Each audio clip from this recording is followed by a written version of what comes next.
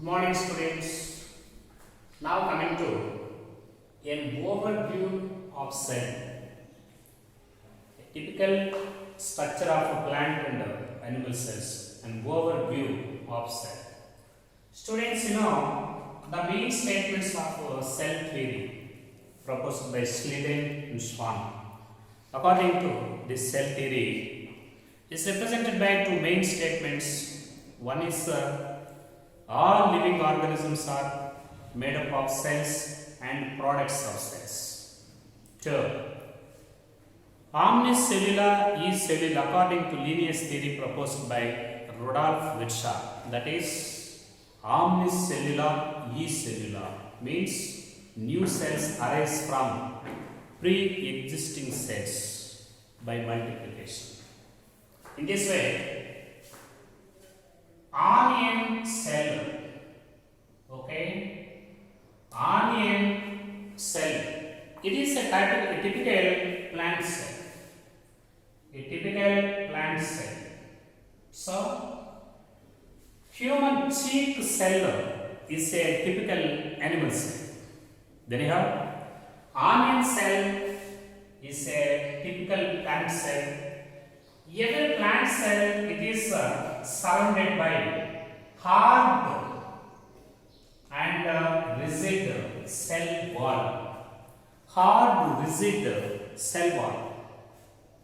Every typical plant cell is surrounded by hard and rigid dead coating.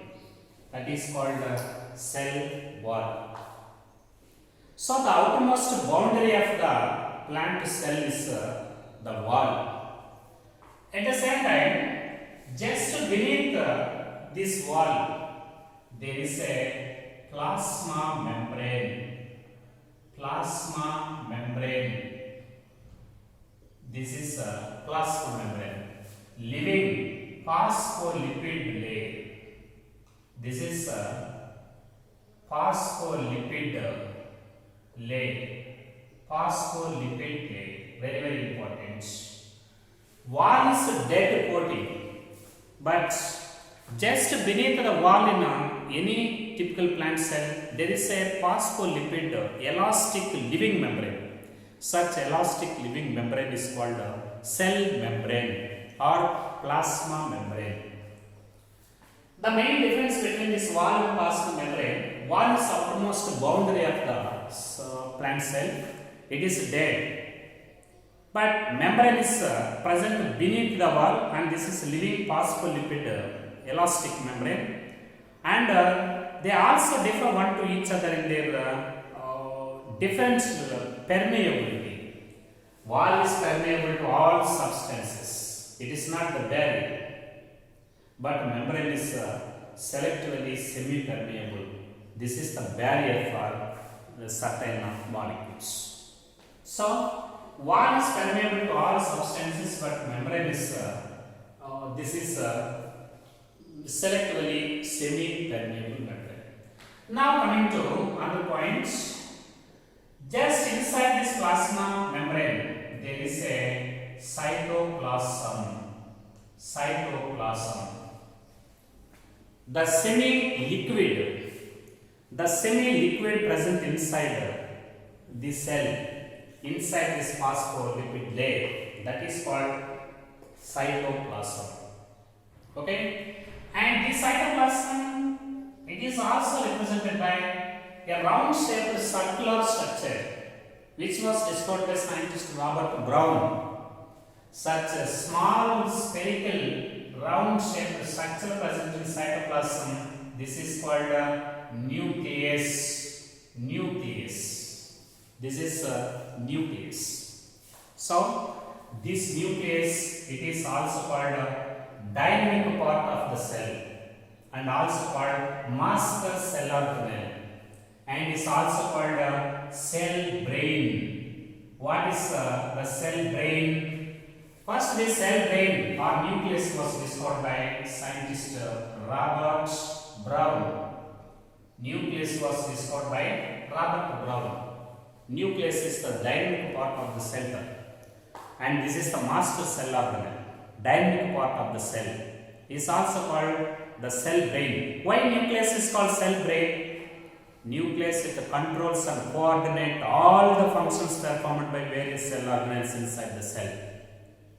It controls and coordinates the functions of all metabolic activities and the functions of cell organelles. Therefore, nucleus is called cell brain, master control, master cell organelle, and dynamic part of the cell. And nucleus was discovered by Robert Brown, and this nucleus it contained the genetic material that is DNA.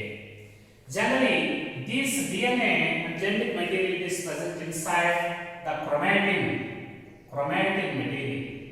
Chromatin is there, and inside this chromatin material there is the genetic material that is called deoxyribonucleic acid, DNA. Anyhow, inside the cytoplasm there is a circular shaped structure called nucleus, and it is the controller of the cell. It coordinates and controls all the metabolic activities and the functions performed by various cell organelles. So that this is cell brain. At the same time, inside this nucleus there is a chromatin substance, chromatin material, consisting of genetic material DNA, deoxyribonucleic acid. At the same time, in case of eukaryotic organisms, in case of eukaryotes, nucleus is surrounded by nuclear membrane. Well-developed nuclear membrane is present. Well-developed nuclear membrane is there. Nucleus is surrounded by well-defined and developed nuclear membrane. But in case of prokaryotic organisms, in prokaryotes, no nuclear membrane.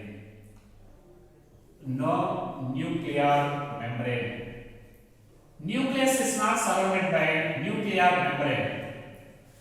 Such nucleus with genetic material which is naked means is not surrounded by any nuclear membrane. Nucleus without nuclear membrane and with double-stranded circular DNA and without histone proteins. Such type of nucleus present in prokaryotes, this is called nucleoid, also called xenophore. Nucleoid is also called xenophore. So, the nucleus present in prokaryotes is surrounded by well-defined developed nuclear membrane. But in prokaryotes, nucleus is not surrounded by nuclear membrane. Such nucleus in prokaryotes is called nucleoid. This is also called xenophore. At the same time, this cytoplasm, this is a semi-liquid substance, and this is the major site. This is the major site for various cellular activities. All cellular activities that takes place inside the cytoplasm. This is the major site of most of the chemical reactions. Is the major site of metabolic activities. Major site of cellular activities. Okay, and this cytoplasm is a major site for cellular activities and make the cell it keep the cell in a dynamic state. It maintains the dynamic state of the cell, dynamic state of the body constituents. It maintains the cell in dynamic state by performing different kinds of chemical substances and different cellular activities and different functions performed by various cell organelles, and this is the major site for cellular activities. And in case of eukaryotic cells, in case of eukaryotic cells, cytoplasm is represented by number of membrane bound structures. There number of membrane bound structures. Number of membrane bound structures are there. And what are these membrane bound structures present in this cytoplasm? They are called cell organelles. They are called cell organelles. You know, different kinds of cell organelles are there. For example, ribosomes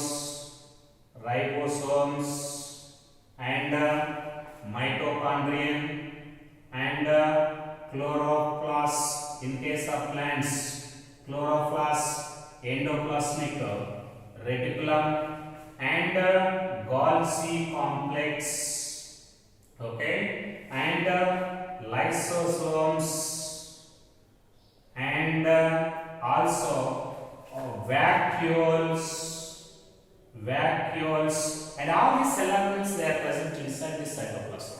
Anyhow, cytoplasm is nothing but semi-liquid substance. Is the site of many cellular activities and all cellular activities. At the same time, this cellular cytoplasm is represented by membrane bound structures called cell organelles.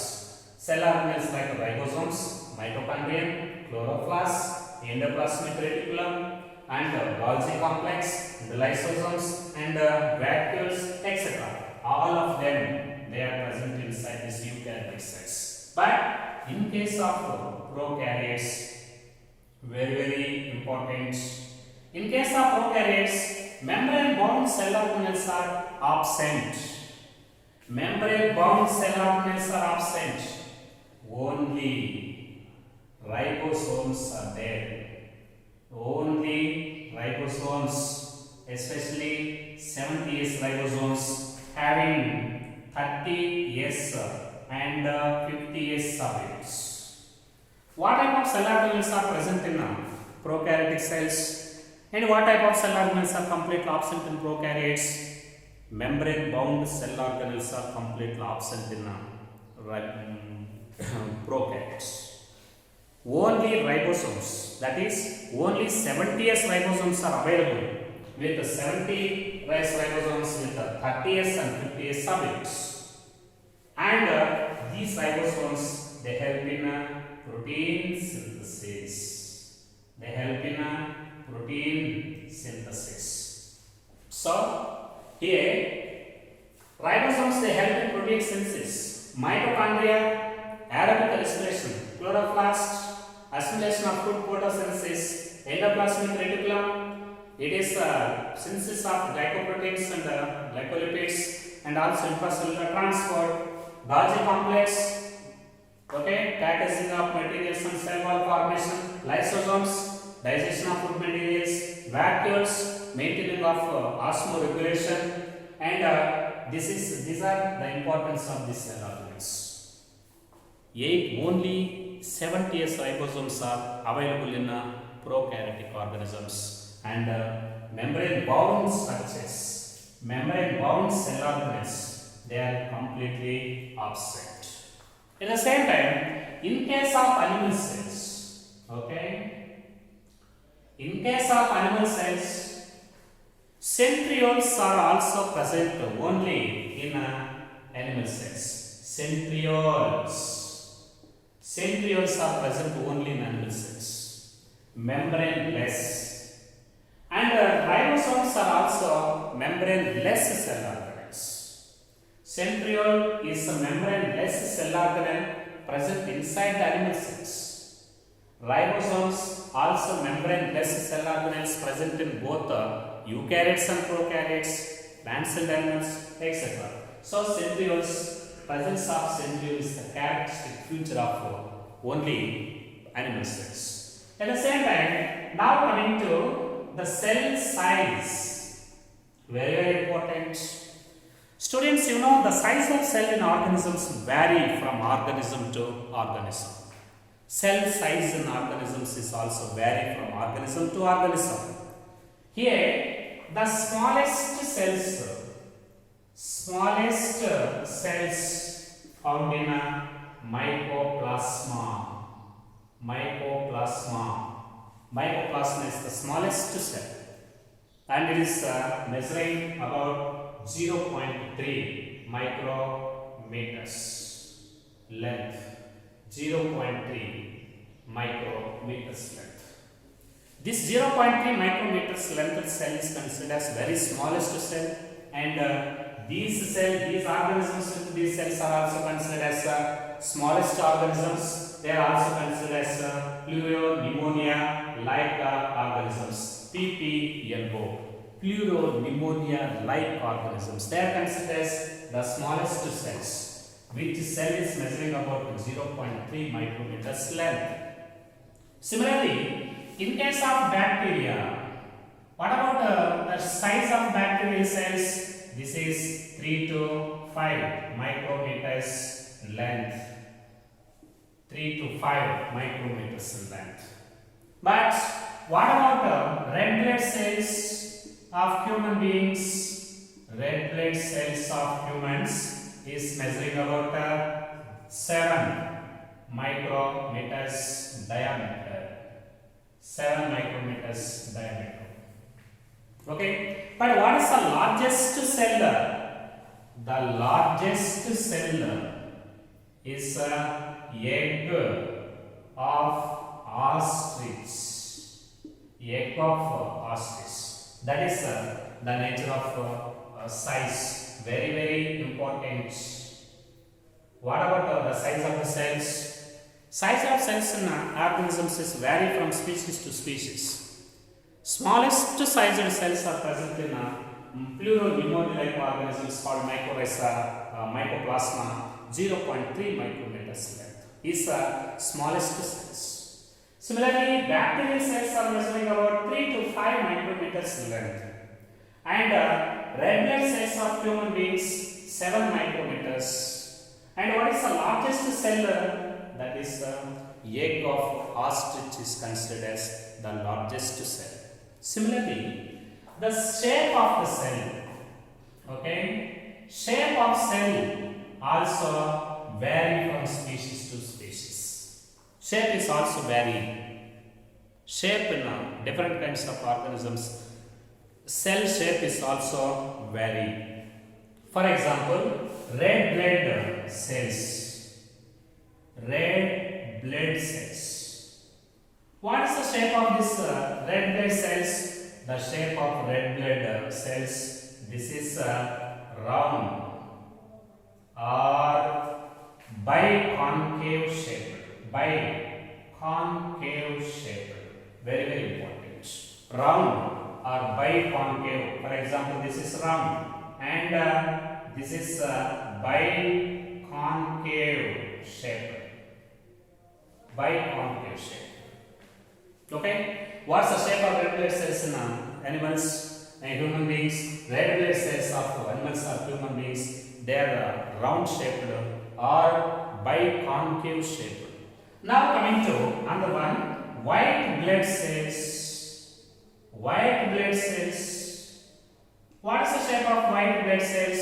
White blood cells are amoeboid. Amoeboid shape, like this. They are amoeboid shape. But what about the columnar epithelial cells? Columnar epithelial cells. Columnar epithelial cells. The shape of this columnar epithelial cells, this is long and narrow. Long and narrow. Long and narrow. That is the shape. Epithelial, columnar epithelial cells shape is long and narrow. But what about nerve cells? Nerve cells. The shape of nerve cells. This is branched and long. Long and branched.